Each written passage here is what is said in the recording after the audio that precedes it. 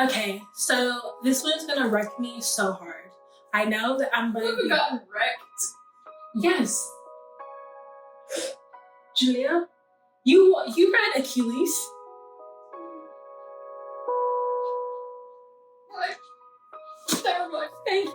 Hi, welcome back to Book Lovers. It's Lady Lauren Explorer, and this is a continuation of my book haul that was so long. So let's just jump into past Lady Lauren and Julia.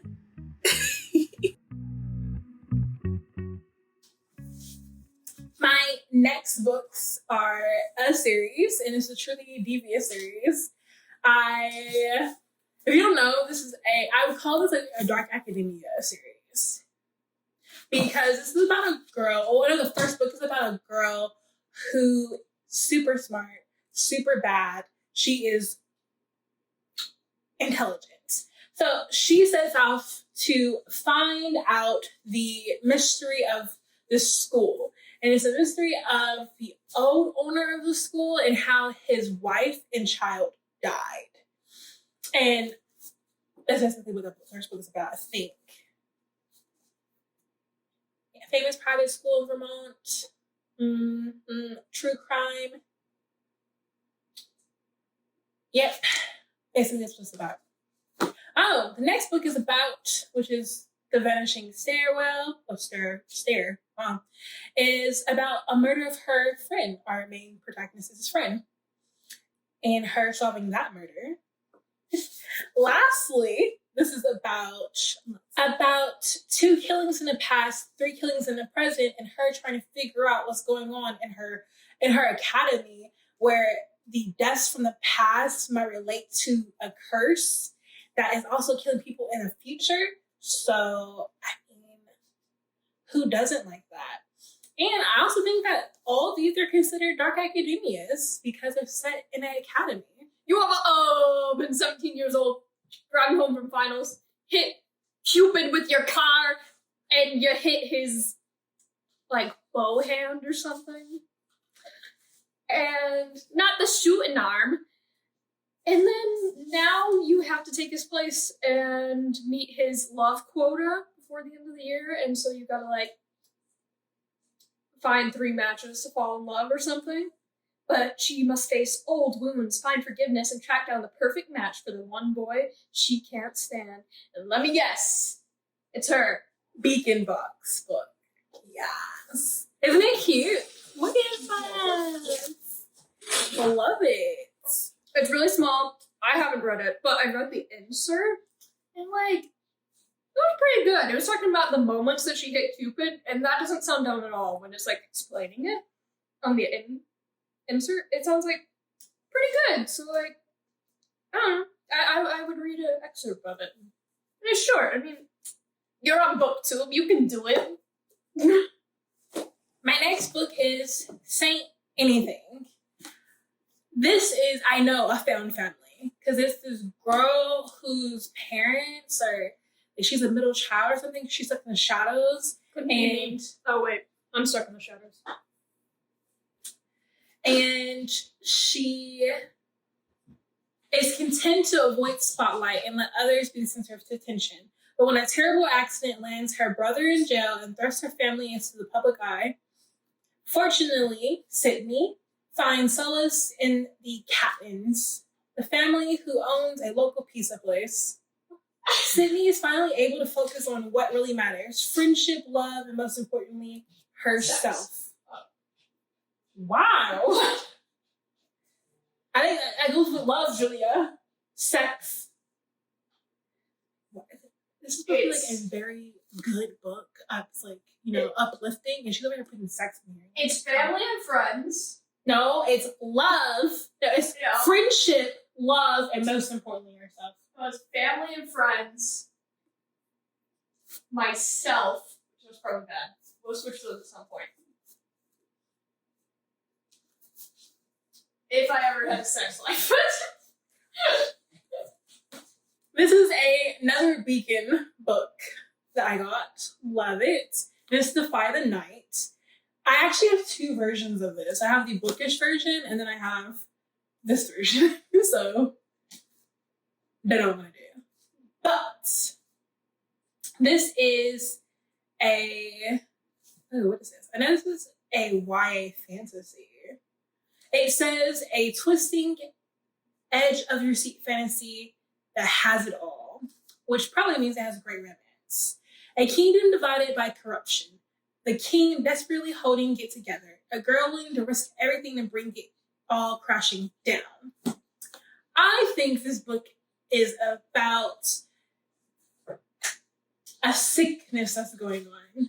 And in order for her town to get rid of the sickness, they have to use a special ingredient or a special flower. And you only get this flower, I think, in the in the castle. So this girl and her friend decides to sneak into the castle to get this flower or whatever ingredient it is. And I think she captures the attention of the prince, and her and the prince somehow come together to bring this kingdom back to where it's supposed to be. Don't know, don't care, because I'm still gonna read it. So yes. Okay, so this one's gonna wreck me so hard. I know that I'm gonna Have gotten wrecked? Yes.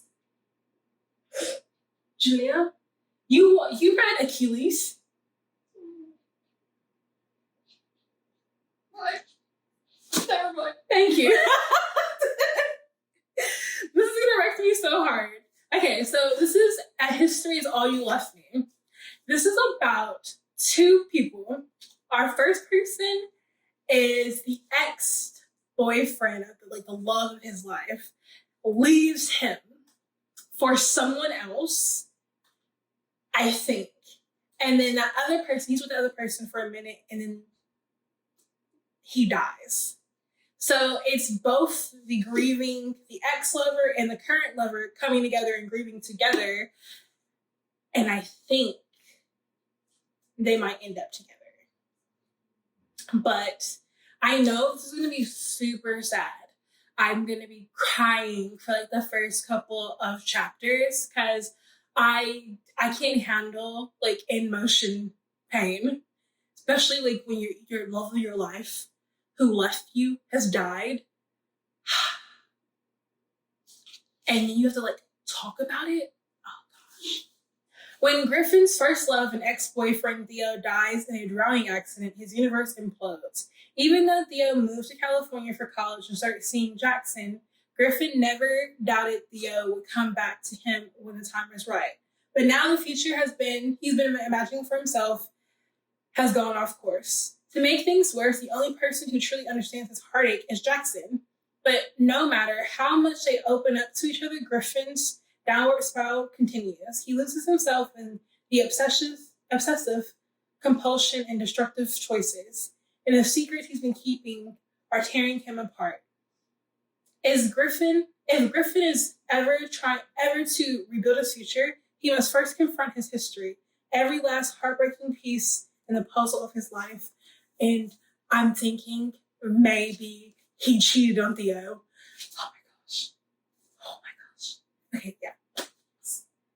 I'm ready to get wrecked.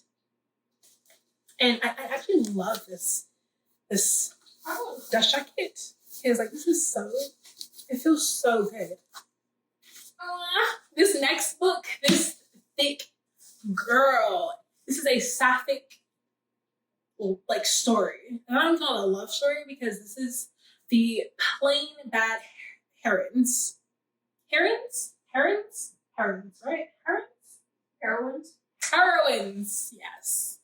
I know this is a story of a story. So there's these actresses who are doing I think a movie remake about an old mystery that happened at this academy, and some very creepy and paranormal things we think is going on that happen to the girls in the actual story and are also happening to the women who are playing their characters. But is everything as you seem? Oh no, as not as you seem, as it seems. A original horror comedy centered around a cursed New England boarding school for girls. A wickedly whimsical celebration of the art of storytelling, a sapphic love, and a rebellious female spirit. I'm ready. This is thick. Like, how long is this? Oh, this is a 2. Oh yeah, this is definitely a 2. 617 pages. Okay. Well, I am ready to read all 617 pages when the time comes. But this is J. Kristoff's Empire of the Vampire, the UK version.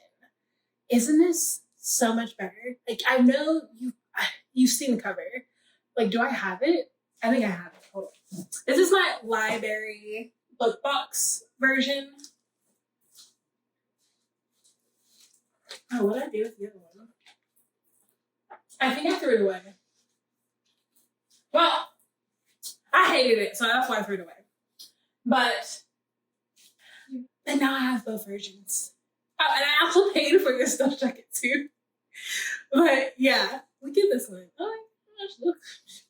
I paid for this because I really wanted a picture of the vampire in this book. But I really like this cover. So much better. But yes. And if you don't know, this book is about a world where vampires are kingpins. They are the owners of us. We did a war with the vampires and we lost. So our main empire, like emperor, king, I'm guessing, he is dealing with a rebellion of humans who are trying to get back on top. And this is the story. I know that there's a talking sword, which I love a talking sword. Who doesn't? But yeah, so I have I had to, and it's $15, so. And it was only $15 because it came bent. And she didn't want it. So I picked it up. Next book. So this is out of whack. Like, I don't know what book this is in the arc of A Court of Thorns and Roses by Sarah J. Maas. But this came in a bundle. So I was just like, I'll buy it. I think it was like $20 for both. The other one's over there. So you'll find out what it is later on. But I know that everyone knows what a thorn of A Court of Thorns and Roses is about. I know that it's an adult fantasy with a whole bunch of steam. Like steam here, there, everywhere. You might as well just been in a sauna, in a steam room, just steaming everything up. So, yes, I have this. I have not read the first one. I know that I think there's like 5. I don't know if I'm ever going to read them, but I haven't. From my last book haul, you know that I have the Thursday Murder Club, the second one, in hardback. I needed the first one. So here's the first one, and it's Richard Osman's The Thursday Murder Club. This is the first one where we have some retirees just doing their own thing. We're in a retirement home, and every Thursday they have a murder club where they solve murder mysteries, fake ones, until someone finds a dead body, I think near the retirement home on a golf course, I think, and they try to solve who is this person and who killed them and how did they die. And obviously, since there's a second one, they saw it. So I am ready. I heard this is really funny, and I can't wait for like a really good murder mystery that's funny. Because I know everyone loves Sherlock Holmes, and he's funny for a different reason. I'm just ready for comedy. I even might think I might get an audiobook if they have like different voices for the characters. I might do that. It's super floppy. I love me a good floppy one. And I am ready to read. This is my Bad Alibi book of October box. And it's The Violent Season by Sarah Walters. And its tagline is, "What's happened in Wolf Ridge every That's what happens in Wolf Ridge every November. We're hunted by images and dreams of murdering strangers, friends, and ourselves. Everyone knew it's real, but everyone pretends it wasn't. Every November, the people of Wolf Ridge are overwhelmed with a hunger for violence. At least that's the town rumor. Last fall, Wyatt Green's mother was brutally murdered, adding another name to the long list of November deaths and convincing Wyatt that this yearning isn't a morbid urban legend, but rather a plausible force inflicting her neighbors. This November, Wyatt fears that the call of violence has spread to her best friend, Cash, who also happens to be the boy she can't stop wanting, no matter how much he hurts her. Oh my gosh. We all love the bad boys who we think we can redeem them, but we can't. In the long run, they're going to hurt our hearts because they're not ready to commit. You should just let it go. It hurts temporarily. I'm reading this though. I love drama. So. And also, Cash. I mean, my nickname is Money, but like, his name is Cash? Sure. My nickname really is Money. So, yeah. The next one I have is the second of the Aristotle and Dante series. And it's Aristotle and Dante dive into the waters of the world. I know this is queer. I know this is about Aristotle and Dante. That's not it. That's all I know. Because I have the first one, haven't read it yet, so there's that. The next one is by Jennifer Latman, and it's called Dreamland Burning. Okay. Picture this. You move into a new house, and you're like, nah, I don't like this. Let's renovate the house. And so, like, you and your family are like, sure, let's renovate the house. So you're renovating, you're doing everything, digging up stuff, and all of a sudden, you find a body in your house that you didn't put there yourself. And then you find out it's from like years ago. Years. Let's just say, I don't know, 40s, 50-ish, maybe. Might even be early 20s. That's what happens to this family. It's a story about this family who does find a body in their basement or underneath their house or something like that, or like in the wall. And it actually flashes back to them trying to solve who this person is and how he died. And then goes to him and how he got into a situation and who killed him and how he died. I know this has racism in it because, I mean, look at the cover. Look at it. So, tagline is, some bodies won't stay buried. Wow. Some bodies won't stay buried. Some stories need to be told. When 17-year-old Juana Chase finds a skeleton on her family's property, she has no idea that investigating the brutal century-old murder will lead to a summer of painful discoveries about the past, present, and herself. 100 years earlier, a single violent encounter propels 17-year-old Will Tillman into a racial firestorm, sparking a journey toward self-discovery where Will must confront his own inner demons as he struggles to do what is right the night Tulsa burns. Oh. Okay, so this is about Black Wall Street. Wow. Okay, well, sounds like it's going to be a very intriguing read. So I'm going to end it on that note and do a part 3 of this very long book haul, and it will be the final part. So stay tuned for that one. I hope you guys have a fantastic day. I hope to see you guys in my next video. And if you stayed till the very end, give me like the cheers emoji.